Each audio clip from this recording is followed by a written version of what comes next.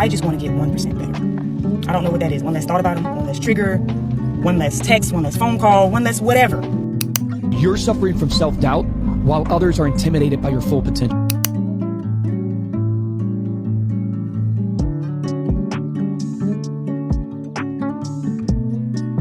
If I'm gonna do a video on becoming 1% better, what does that even mean? Hey everyone, my name is Leja, you can call me Lay, and welcome back to my channel. Hello if you're new. I feel like the key part missing of most personal development content is people showing how to customize it, if that makes sense. Turning frustration, because that is all I was feeling today. I was like, I woke up so motivated, but sometimes motivation is just not even enough to do what you want to do. And then you get into this place of freeze, you know? Instead of talking about the mindset of being 1% better, because I feel like people heard enough about the mindset, you know? The whole continuous self-improvement to just do a little bit every day, do the small steps every day. I want to talk about what 1% better means to me and how I would customize it coming from a different perspective of if someone asked me, what does it mean to be 1% better? I would say this.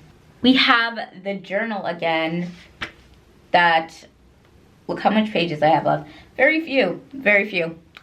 This is what I came up with. So the first way I would say to be 1% better is determining the phase that each area of life is in. There are about 3 phases, you know?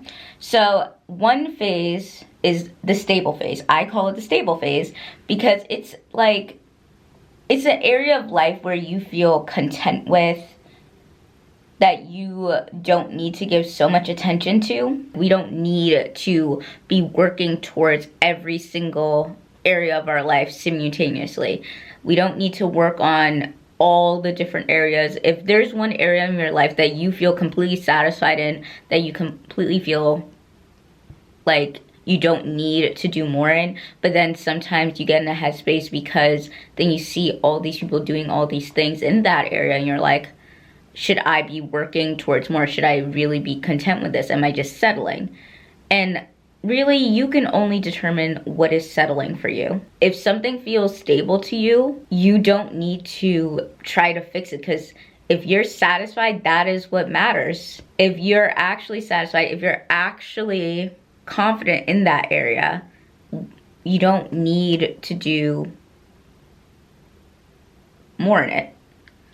Then some things are more like in the DTRE stage, which aka the foundational stage. So what DTRE, I'm gonna give you, because mentally I made up this abbreviation, but it makes sense in my head. So therefore I have to explain it. So here we go.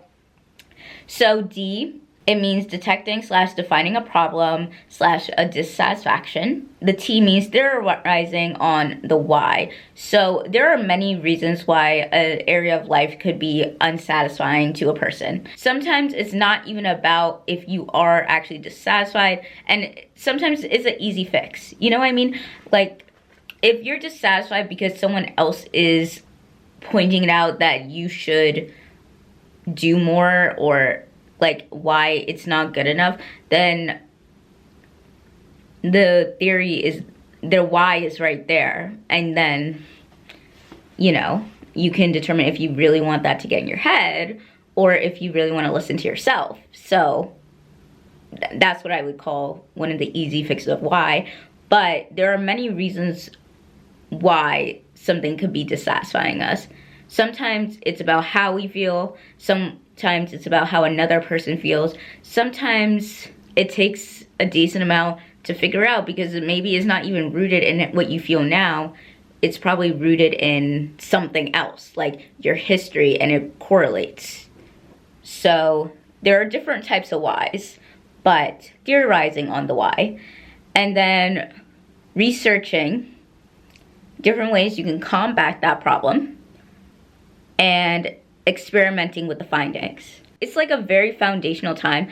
Or if something is in the building phase, you notice what worked it to make a difference and you decided to keep doing it until it hits the stability phase. You know what's working for you, you know what's like making an improvement in your life, but it takes a while to actually see the results. And that's what I would call the building phase. So it doesn't feel like an experiment anymore is when I increased my step count. And I'm thinking about doing a separate video on this because I have a lot to say on like the benefits of it, but that's just, you know, like not fully like the look focus thing. It's something that I became super consistent with, but it's not at a point where I measure it and see it as like, oh, it's something very like automatic for me, because there are still days where I don't really hit what I want to hit for the day, because essentially I have a weekly goal, because honestly daily goals, it's a little more difficult, and I realize that. So I have a weekly goal, so I don't have to hit the same number of steps every day. I learned that worked for me, because once I hit the, oh, I have to do this daily, that's when I'm like, oh, there's something in my brain that's like,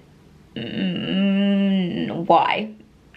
I don't know what it is, but I have to work with myself and not against myself. So weekly goal it is. And because of that, and how I like frame doing it, it's a lot, it's kind of different. It's kind of like, yeah, this is what I'm building towards. Like, it's like, but it's not like, oh, something that feels stable in my life. Because I feel like it could be something that feels stable in my life, but because I'm still working towards it until I get to it where it's like I don't think about it, that is not even a decision anymore, that's when I know I hit a point of stability. What I'm trying to say is being 1% better and knowing the phase you're in with certain areas of life, because there are some points, okay? This is going to sound repetitive because sometimes I do repeat myself, but there are different areas of life. You do not have to work towards every single area. And I also think with becoming 1% better, that was always like the hard thing for me, because whenever I saw someone talk about, oh, be 1% better, I had a hard time taking advice from them to just be 1% better, because it felt like it was easy for them to say. I'm facing a lot of rejection, I'm facing a lot of delays. I will admit though, because I am in a different mindset than I used to be, I don't internalize those things as a reflection of who I am, how good I am, or whatever. It's kind of like I recognize what's happening. Yes, I'm being rejected, I'm being denied things, but I also have like the mindset of, if I let other people decide when I deserve an opportunity, I would have no progress in my life. So in turn, like, I will do what I can in that area, but ultimately I will also work on things that creates opportunity for myself that I enjoy doing, but it's still like a different format where I can kind of validate myself and decide like, oh, this is something I could do without necessarily permission. I'm kind of in the DRTE phase and sense of like jobs, working, but it is not in my control of whether I get hired or not. That's kind of up to them. What I could do in the meanwhile of the process is build more connections. I could develop skills, do certification programs. Like, I'm not saying to do nothing. I'm not saying to give up on a certain area of life. I'm just saying that recognizing that and understanding like that is a point I'm building towards, instead of getting in a panic phase of, oh, nothing is working out for me. And I can kind of reframe it as like, okay, I have an opportunity to build the skills I want to. I got an opportunity to look and redefine like what I even want to do. Like, what can I find as satisfying work for me? what is purposeful work for me.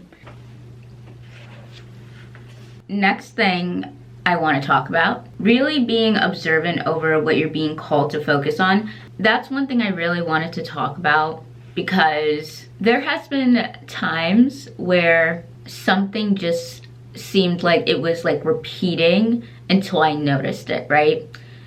And I think this contributes to being 1% better, because the world will send you signs on what you should be focusing on. And I am a believer of that. Like, we just have to be a lot more observant about the things we're seeing in order for it to really work. Obviously, I talked about this, but I listened to church service with my mom. So she has a very specific person she likes to watch. And what the topic was just the opposite. So it was about divine reversals. Like, I took random notes, but when you think something or something in your life that is not good or not something you really want or expect. Like, for example, I thought I was stuck, but then God catapult me into success. Like, that's basically the phrasing the person used. And then when I was listening to another video, right, and I took this quote from her video, it says, you think something is going to go one way, but it will go another way, and it's for your greater good. And the thing is, those messages, when you pair them next to each other, and which I did because I saw them the same day, when you really observe what you're meant to be focusing on, I feel like when you look at certain things, like piece things together, see the connection between things, that is how you become 1% better. On top of that, other things she talked about in her video, she's like, the theme was, where do you want to break free from, inner child healing, stuff like that. Like, that was the type of video. And it just felt so aligned, because recently I did a blog post, and the blog post was like about the fear of being seen and the decision to kind of stop hiding. But basically that's what the video was about, and it felt very aligned, because then she was talking about how the full moon, by the time you see this, the full moon would have already passed. It's supposed to be the full moon in Leo, wherever Leo is in your chart. For me, it's my second house. And they said there's also going to be a lot of themes with Uranus, and Uranus is in Taurus. So wherever you have Taurus in your chart. And then when hearing all this, the religious message plus the spiritual message, it just felt like a picture coming together. When you're observant over like things being pieced together, you don't lose sight of what you're supposed to be doing. Because what I'm supposed to be doing and what you're supposed to be doing are two different things. That's the thing about being 1% better, is recognizing just because you're doing something different than someone else doesn't mean you're doing the wrong thing or you're doing something not right for you. I think we all have very specific timings in our life that something is right for us to work on and other things are not. The next thing I said about being 1% better is allowing for inspiration without self-placement. This one I added because a lot of times when we are in the research phase of becoming 1% better and the experimental phase even, we look for inspiration because obviously we're trying to solve a problem, but also a lot of times in search of inspiration, we tend to get demotivated or something doesn't feel right. And I do think a lot of it is because of self-placement. Like, we can acknowledge like an advice is good. We can acknowledge advice from another person. We can respect what they have to say about something, but then still feel like it's a reflection of our own lives, because that's the thing about personal development. You try to put to work suggestions and you try to find inspiration from other people, but then if someone is not coming from the same place you're coming from, it also feels like, how do I even get to the place you're talking about? And one thing I realized is, at least what helps me in that aspect, is looking adjacently. So looking at people who have traits you like, but is not necessarily what you want to do. I went down a rabbit hole of doji, because here's the thing, I wouldn't say I'm a hardcore fan. To be fair, I don't feel music that way to say I'm actually like a hardcore fan of anyone. There are people I listen to more than others, but when it comes to music, I just don't feel that way. Like, I can like someone's song, I can like someone's music, but still have no type of investment in a person, right? And can say like, oh, I'm a diehard fan. Like, there are people with music like I listen to, but I don't think I've ever felt that way about anyone. That like, oh, I have to see their concert, I have to do this. I don't think I've ever, like, it would be cool to do, like, see certain people, but it doesn't feel like, oh my god, like, I have to. I was looking into Doji's story because I forgot what came up on my For You page. If I can find the video, I'll insert it. But basically, it was someone reposting, like, her old content. And her old content is still on her page and everything. Upon doing my little deep dive, I found the videos of her doing the 12-week year. Well, not 12-week year in that sense, but like the Artist Way 12-week year. Because if you know about the Artist Way, it's kind of like the 12-week year for artists, essentially, where there are like things to do every week and everything like that. So I found that interesting. She still has videos up about her getting like fired lately. She's been an inspiration for me, not because it's someone I want to necessarily be like, but as she does have showcased a trait that I respect, which is creativity. And I can look at the way she grew creatively as inspiration, as something I personally want to do, without necessarily wanting to do the same thing as her. Because one thing I realize is, if I look at content creators, something that is so like an immediate goal for me, I feel completely different. Like, I feel less inspired and more, I get into a very much, should I be doing this, should I be doing that, comparative headspace. I can recognize why I get into a comparative headspace. I have a podcast to post today about the different types of creators online. If you look at that, I talk about different creator archetypes and everything like that. It helps me that it's something I want to either do in the long term or something I don't want to do at all. Next is rewiring how you see your off days. Basically questioning, like, was it really off, or did you just make progress in a different area? I included this one because I was on my cycle, and like most women being on their cycle, they just operate differently, and that is why we have conversations about things like cycle syncing and acknowledging, like, I will have off days. It's not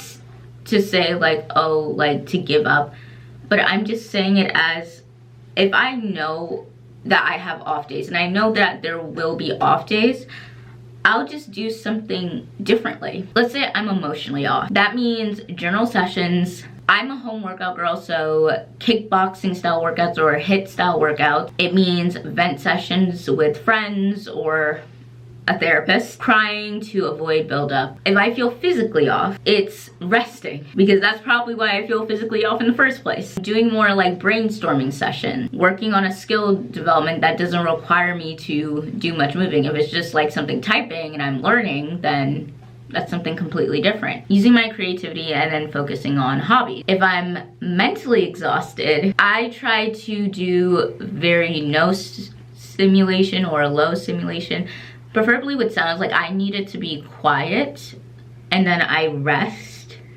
because if I feel like being mentally off meaning like the type of feeling where I'm so exhausted that I can't think. I feel like of all the offness, that's kind of one of the worst, because to be creative, for the most part, I need to be able to think. Oh, and another thing is just like moving, like simply just getting up, walking around. That's another thing I do if I feel like I can't think. Doing that can allow you to be 1% better because you judge yourself less. You don't have this pattern of stopping, starting, because you start to think, what is the point, because you quote unquote mess up. If you recognize off days happen, and off doesn't necessarily mean you do everything wrong, but off just means you do something differently.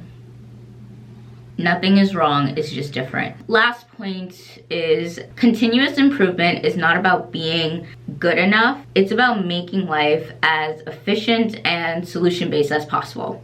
I think when I get into the headspace of trying to be better and the whole self-improvement thing, I think it could get exhausting.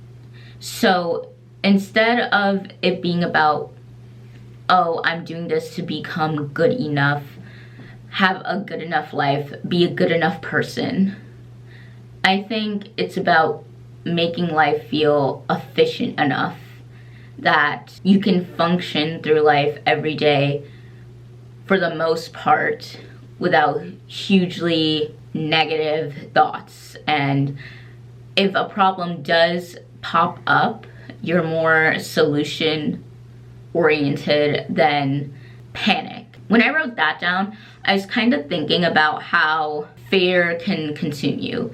And one fear that always lived in my thoughts, my mind, is living a life that I do not like. Living a life that feels like suffering. I had different versions of what that meant for me. I thought suffering would be like a life without a romantic partner. As I got older, it looked like being stuck at a job I don't like.